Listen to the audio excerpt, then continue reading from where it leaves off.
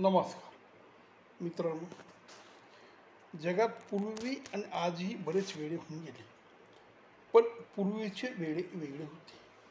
आपण आज अशा काही एक दोन वेड्यांच्या काही गोष्टी बघू.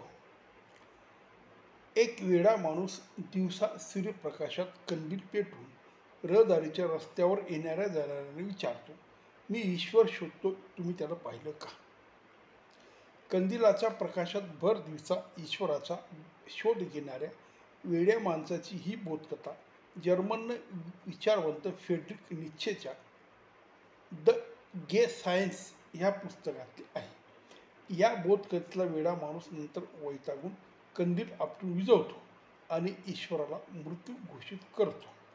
खरं तर ह्या बोधकथेतल्या वेड्या माणसाने ईश्वर या संकल्पनेचं पारंपरिक आधार कसे उद्ध्वस्त झाले आहेत हे निदर्शनास आणून दिलं. त्याच पद्धतीने दुसरा अजून एक वेडा माणूस होता. मित्रहो, त्याचं नाव डायोजिनस. हा सुद्धा भर दिवसा सूर्यप्रकाशात कंदिलाच्या मदतीने येणाऱ्या जाणाऱ्या विचारत असे, मी माणूस शोधतोय, माणसाला पाहिलं का? डायोजिनसच्या दृष्टीने माणूस हे अतिशय दुर्मिळ मूल्य आहे, जे त्याला आजूबाजूला वावरणाऱ्या सस्तन द्वीपात प्राण्यांमध्ये दिसत नाही. एक वेळ तो असं म्हणतो की कुत्रा हा माणसापेक्षा अधिक विश्वासू प्राणी आहे. तेव्हा मित्रहो, आणि विश्व हेच माझे शहर आहे असा मानणारा डायोजिनस हा आद्य कॉस्मोपॉलिटियन समजला जातो. असाच कॉस्मोपॉलिटियन आपल्याकडे सुद्धा हे विश्वची माझे घर म्हणणारे ज्ञानेश्वर महाराज या महाराष्ट्रात होऊन गेले.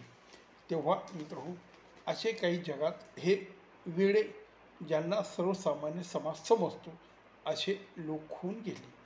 पण ते जे काही म्हणतात, त्यांनी जे काही सांगितलं त्याच्यावर जो विचार केला तर आपल्या बऱ्याच गोष्टी लक्षात येतील की मनुष्य नक्की कुणाला म्हणावं, मनुष्याची व्याख्या काय, मानवाचं कर्तव्य काय, माणसाचा प्रामाणिकपणा कसा, त्याचा लुचेपणा कसा, आणि ईश्वर ही जी संकल्पना हजारो वर्षापासून या समाजामध्ये, ह्या जगामध्ये ज्या पद्धतीने मांडण्यात आली आहे, ती संकल्पना खरोखर योग्य आहे का, आणि ईश्वर ह्या जगात अवतरल्यामुळे माणसाचं कल्याण झालं का, असं जर नीट बघितलं आणि जगाचा इतिहास उघडला तर आपल्या असं लक्षात येईल की जी धर्म संघटना उभारण्यात आली आहे, ज्याच्यासाठी ईश्वर हा प्रमुख मानण्यात आलेला आहे, आणि त्यामुळे हा समाज सुसंघटित होईल, हा समाज सुसंस्कृत होईल, आणि या समाजामध्ये वाईट गोष्टी घडणार नाहीत, ईश्वराची एक भीती ह्या समाजाला राहील. त्या दृष्टीने त्या काळातल्या हुशार लोकांनी ईश्वराची संकल्पना उभी केली. पण आपण बघितलं तर असं लक्षात येतं की धर्म जी संकल्पना, धर्म हा ज्या पद्धतीने उभा राहिला आणि काही गटांनी त्याचा कसा दुरुपयोग केला. खरं तर आज रोजी आपल्याकडे फार पूर्वीचा हिंदू धर्म, त्याच्यानंतर ज्यू, आणि मग ख्रिश्चन आणि इस्लाम, आणि त्याच्या काही हजारो वर्ष अगोदर भारतात निर्माण झालेले बौद्ध आणि जैन आणि अलीकडचा शीख, हे सगळे धर्म जेव्हा आपण बघतो आणि त्यांचं कार्य बघतो, त्यांनी समाजात केलेले बरे वाईट परिणाम जेव्हा आपण बघतो, तेव्हा आपल्याकडे असं लक्षात येतं की धर्म नसता तर बरं झालं असतं.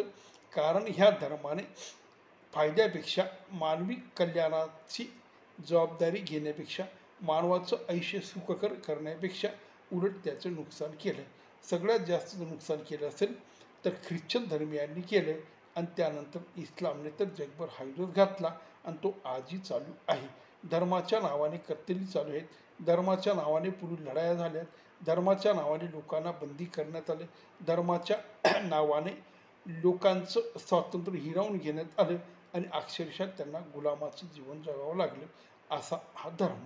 तेव्हा धर्म ही संकल्पना कितपत बरोबर आहे, आणि त्या धर्मसंकल्पनेतून जो ईश्वर निर्माण झाला त्याने तरी मानवाचं काय कल्याण केलं, हा प्रश्न नेहमी उभा राहतो. नमस्कार.